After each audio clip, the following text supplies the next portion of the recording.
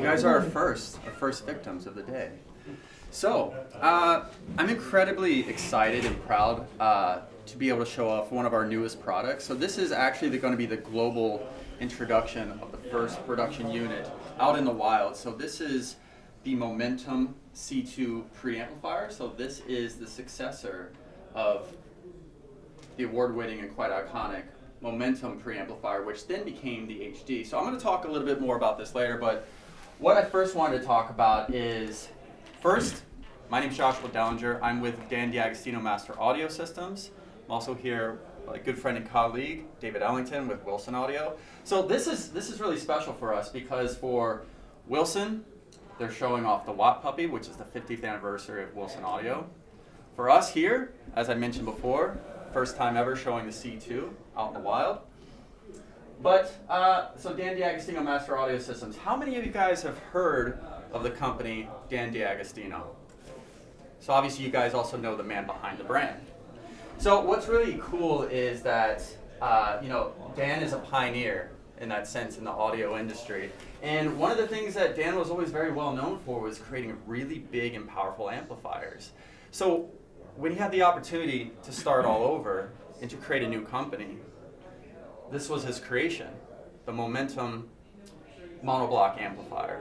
So the first ones were 330 watts. So this is actually the third iteration of the Momentum monoblock, and there's also a stereo version as well.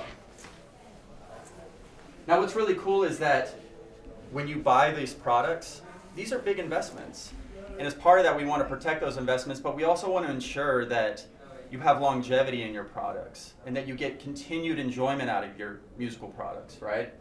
So what I mean by the third iteration is that somebody could actually buy the original 11 years ago and been the first people to adopt this brand new product from Dan, and then actually bring it back and upgrade it then later to what the current iteration is. So you keep your original metalwork because for some people that's an intrinsic thing that they want to keep. That's the original. So they get to do that. So that's really wonderful. And as well, we're using all transparent cables. As I said with the front end Momentum, we are using also the antipods, which is going to be the streamer. And in terms of the digital front end, we are utilizing DCS with a full digital stack with the Vivaldi Apex. Okay?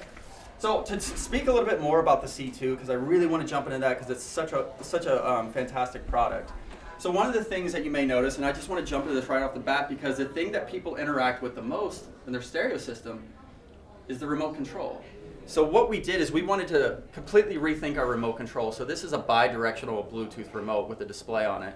So two very simple forms of input. So you have your rotary input. So this is a very natural interface for most people, right? So turning a volume knob.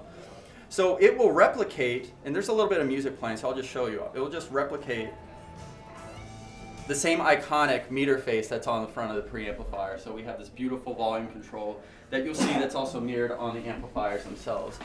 So the Momentum C2, like I said, there's been a few iterations of the Momentum preamp series. So those were evolutionary steps. So Momentum HD, and it was a great upgrade. But this is a completely new generation, so we rethought everything when it came to this. So still true to the Momentum structure is that you have two chassis. So you have the base, which houses all of the power supplies and any sort of noisy elements, and also digital transformers, because this is the first Momentum preamplifier that also has the ability to add a digital module for streaming capabilities and high resolution digital music playback. But you'll also notice that it now has a display on the front, which it has numeric value and has context as well. And then if you have the digital streaming module, it will also show you metadata as well. So if you're playing digital music, want a more simplified solution, you can outfit it with the module. It also has headphone capabilities, so it has its own separate amplification unit that we designed in-house as well. So that circuit is also part of that, if you'd like to listen to multiple headphones. Now, one of the things that's unique is the circuit topology in this specific preamplifier. So in the audio section, what we did is expanding on our implementing JFET transistors into the input stage. So we took that a step further. So this is utilizing 4 JFET transistors that are coupled in a complementary fashion in a push-pull configuration. Okay, and so what that actually did for our input stage is it significantly increased the input impedance. So what does that mean, right? So what that means is that it will dramatically lower the noise floor. So obviously, everything we do is all about amplifying the music and getting more of that signal, getting closer to the music, because all these products are really designed as the byproduct is to serve the music and to deliver it as faithful as possible, right? So by lowering that noise floor to a dramatic level, that's going to get you even closer to the music. So the blacker the background, as you guys know, more music can come through that can shine through all those little micro details and nuances in your music. As well, talking about the power supply, as I mentioned before, it also has 36% increase in voltage on the output stage. So what that also means is increased dynamics, so more on the micro, macro detail levels. And actually, some of the proprietary winding that we did on that transformer was actually learned from technology when we upgraded to the MXV on the momentum amplifiers. So these are 400 watts per channel and the 8 ohms, right? And those will double into 4 and those will double into 2. Now, these watt puppies are 4 ohm speakers, but I believe they will go down to about 2.8, 2.7 ohm. So at that point, like I said, we're producing a lot of power. But in a relatively small package as the watt puppy, a relatively small package as the momentum, it can produce tremendous sound, massive dynamics. So I want to play a little bit of that for you guys today, because I love to talk about the product, but the most important thing here is the music itself, right? So with that being said, I like to start off with something that will give you guys at least a sense of scale and dimension of these particular speakers, because like I said, relatively small package, but it can absolutely fill this space wonderfully. So I want to play a song for you guys. Let me hop into the room real quick. This is by the gentleman, his name is Bobby Bass. You guys might have heard this track, might have been heard on the internet, very popular on TikTok and Instagram, but it's actually a really dynamic and well-produced track. So Bobby Bass, Hoist the Colors, and again, it's going to give you this sense of depth and the layering within the voices. So please enjoy.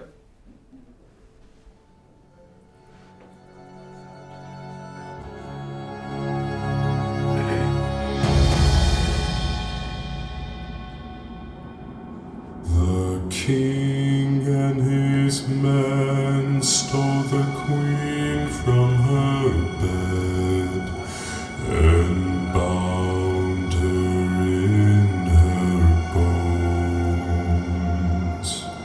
The seas be ours and by the powers where we will we roam.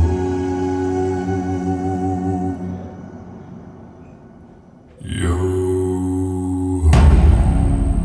all hands, hoist the colors high. Heave ho, thieves and beggars, never shall we die.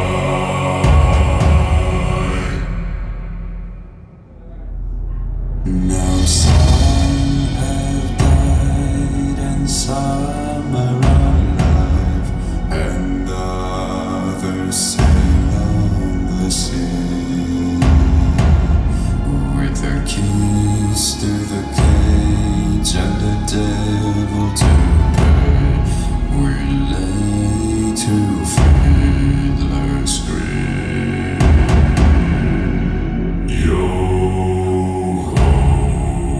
all hands, hoist the colors high.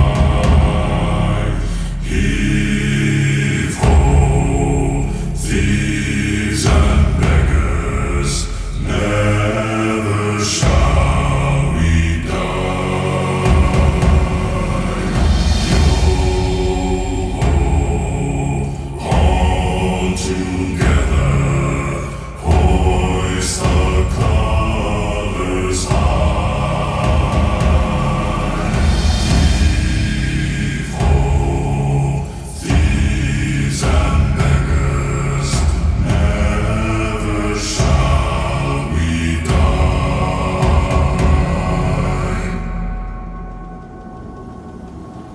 The bell has been raised from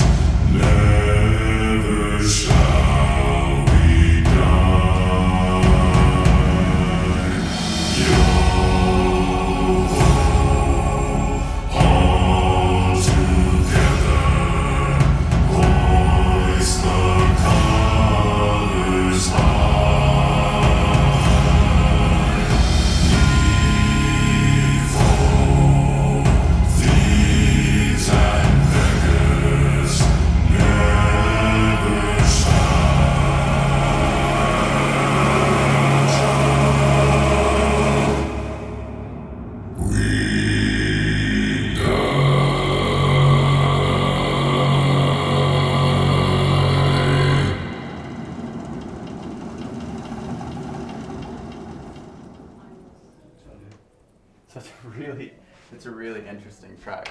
So as you guys could hear, the voices progressively just kept getting deeper and deeper. So you think that the guy at the beginning is Bobby Bass, and then as you kind of continue through the track, you realize the guy at the end is actually Bobby Bass with that really deep baritone. So I hope you guys enjoyed that. So like I said, I would love to hand this off to my good colleague, Mr. David Ellington from Wilson Audio, and he will go into a bit more detail about the Watt Puppies, and we'll continue to play music.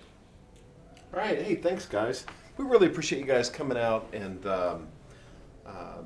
coming to spend a little bit of time with us. We love what we do. Wilson Audio is a company based in Provo, Utah, and we are celebrating our 50th year in business, our 50th anniversary. Now, we've not made speakers for 50 years. We've made speakers more like 45 years. And the company was started by Dave and Cheryl Lee Wilson. Dave Wilson had an interest in making recordings. And so he built speakers for himself that would allow him to be able to accurately reproduce the recordings that he made in his home. But later found, as he was out on location, and he made a recording that didn't turn out the way that he thought it should sound because his location monitors were not accurate. And so he set about to make a portable location monitor. This ultimately became named the Watt. People would hear it and would want that. And so with the encouragement of his wife, Cheryl Lee, they made that available. Later, now this was just a two-way speaker that he would set up on the table along with his mixing equipment. It was, I would say, rather bass limited. But the virtues that it did have were an incredible sound stage, both in width and in height, and because it was, bass limited. Later, he went on to make a woofer cabinet that would just sit under the Watt, and that was called the Puppy. And that became one of the biggest commercial hits or successes of consumer electronics, selling more than I think any speaker over $10,000 per pair. The Watt Puppy, carried on many iterations, and ultimately Dave didn't want to be constricted by a name or a size, and so the speaker grew over time and ultimately changed into what we call the Sasha. So we actually are showing the Sasha, which is considerably larger. But for our 50th anniversary, we wanted to re-release the Watt Puppy and take all of the modern technology and know-how that Wilson has and put it into a much more concise and compact speaker system. This speaker system uses all of the latest technology of Wilson. The first thing is the enclosure. We don't use wood in our enclosures. We use a composite material. And I would say Wilson, at our heart, really is a materials company. And so we pay attention and listen to materials that have the least sonic effect. And so we use multiple types of composite material. We use X material throughout the entire enclosure, except in the baffle, where we use something we call an S material. It's a different formulation that allows you to be able to get the cleanest, best mid-range possible. We also use another material which acts as a vibration sink between the two modules that gets rid of any vibrations between there. Now you'll notice that we use multiple modules, and in this speaker, one of the hallmarks of a Wilson loudspeaker is the ability to time align the speaker so to tailor it to your listening room, to your distance and your seating height. And so you can put these speakers in a larger room, but you can also much more easily put them in a small room and be able to get amazing results. The drivers that are in the Watt Puppy come directly from Sasha V. We're using our Convergent Synergy carbon tweeter. We're using a specially developed mid-range that Wilson worked on that it uses Alnico magnets. They're 4 magnets, and we call it the Quadramag. And it has just incredible virtues, incredible mid-range, and then the same bass drivers. Our crossovers are built in-house. We own our own capacitor manufacturing company, and we actually sell to other electronics companies, to military, and to other speaker and electronics companies. So this speaker is has the virtues of what the original Watt Puppy had, which was a realistic size sound stage, exceptionally wide dynamic range, and just gives you that same presentation that you would get if you were there live. And that's what Dave, not being, coming from a speaker builder background, but from a music background, from hearing music in a live, unamplified situation.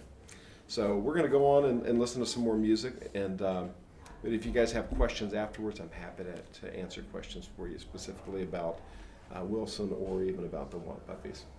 You have some tracks that you want to play, Josh? Yeah, we can play another track.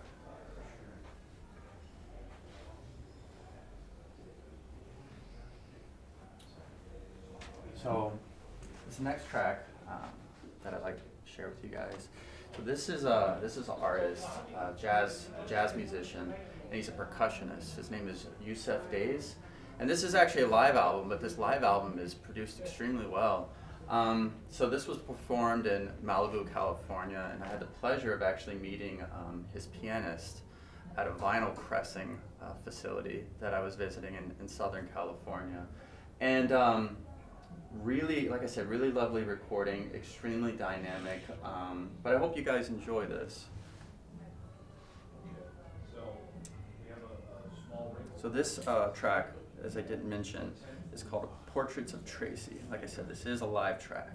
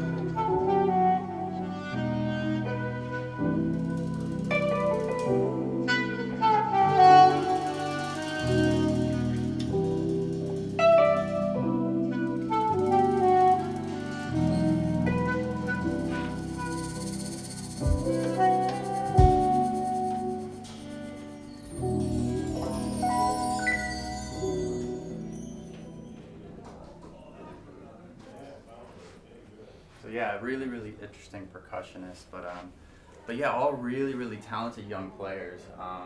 And I'm happy to see that Yusef has kind of been becoming more and more popular because he definitely deserves the recognition. So the next track that I'd love to play for you guys is another baritone vocalist. So this track is called Big Bad John. You may have heard it before, but again, we just kind of want to be able to show just kind of the sheer size that these particular speakers, obviously in conjunction with the D'Agostino, because with anything, again, to be able to control speakers of this magnitude, you always have to have fantastic power. So like I said, these are 400 watts into 8 ohms, 800 watts into 4. So these are 4 ohm load speakers. So next track, like I said, Big Bad John. So please enjoy.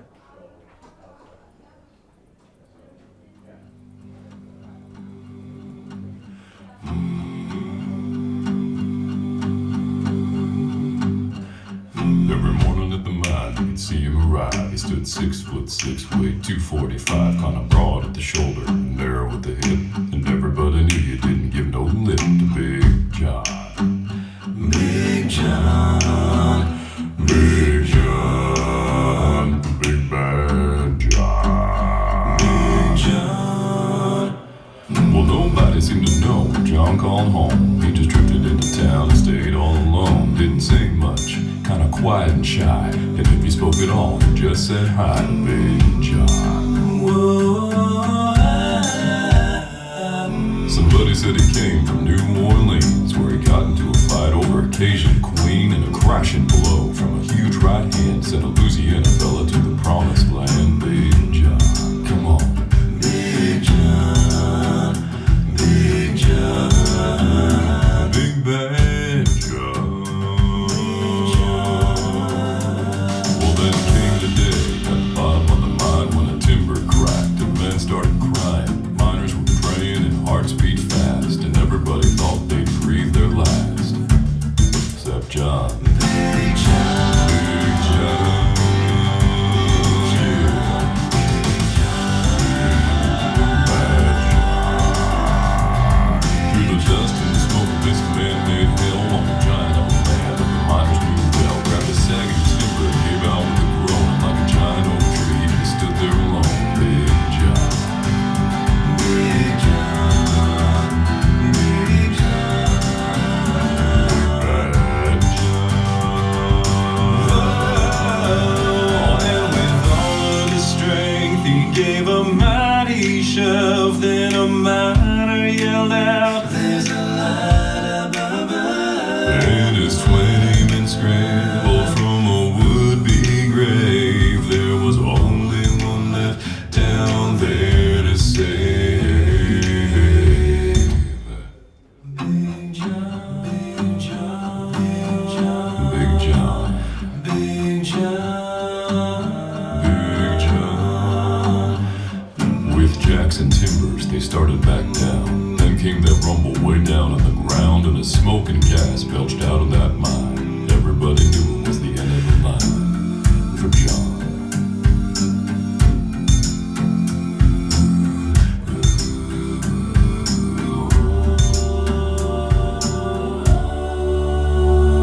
Now they never reopened that worthless pit.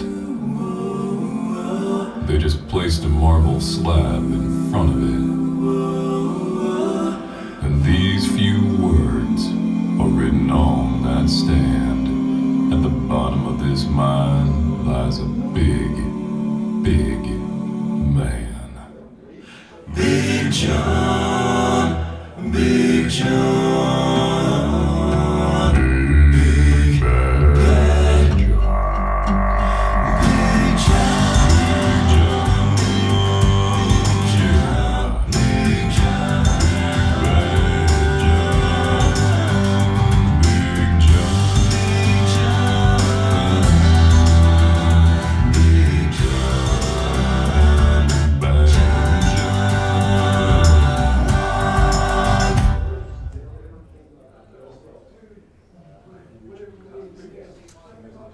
Thank you guys. That's all the time that we have in this particular session, so I hope you guys enjoyed it. Again, if you have any questions, Both myself, David, some of our other colleagues will be around to answer any sort of questions that you may have.